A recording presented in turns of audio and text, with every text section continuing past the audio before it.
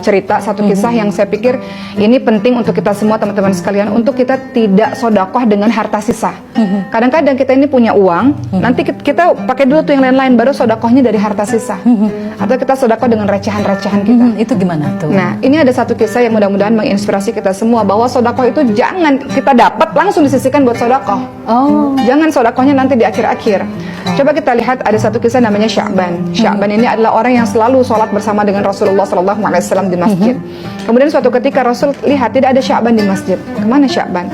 Sudah berhari-hari tidak ada Sya'ban. Akhirnya Rasul ke rumahnya Sya'ban yang jaraknya jauh sekali dari masjid. Rasul ketuk pintu dan ternyata yang membuka adalah istrinya Sya'ban. Dan istrinya menangis. Ternyata Sya'ban sudah meninggal dunia. Kemudian istrinya mengatakan, wahai Rasulullah, sebelum Sya'ban meninggal dunia, Sya'ban mengatakan 3 hal. Pertama, kenapa nggak lebih jauh? Kedua, kenapa nggak lebih banyak? Ketiga, kenapa nggak yang baru? Maksudnya apa ya Rasul? Kemudian Rasul mengatakan, orang-orang yang mau meninggal dunia itu sudah diperlihatkan oleh Allah tanda-tanda nanti dia akan kemana gitu, mendapatkan nikmat atau mendapatkan siksaan dari Allah Subhanahu Wa Taala.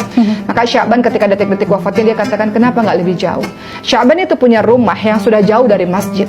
Dia selalu berjalan kaki ke masjid. Tapi Sya'ban tahu keutamaan orang-orang yang jalan menuju ke masjid itu betapa banyak pahalanya.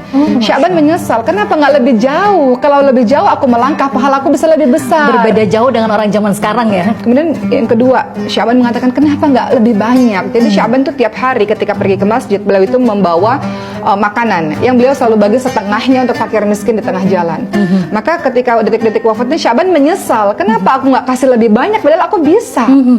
Aku cuma kasih setengah, padahal setengah itu juga udah luar biasa. Tapi Sya'ban menyesal, aku bisa kasih lebih banyak, kenapa aku nggak kasih lebih banyak kalau aku tahu pahalanya seperti ini. Kemudian yang ketiga, Sya'ban mengatakan, kenapa aku nggak kasih yang baru. Jadi Sya'ban itu setiap kali menuju ke masjid, beliau itu selalu bawa 2 baju yang biasa dan baju yang bagus untuk beribadah kepada Allah. Sya'ban selalu kasih baju yang biasa kepada orang-orang fakir miskin itu.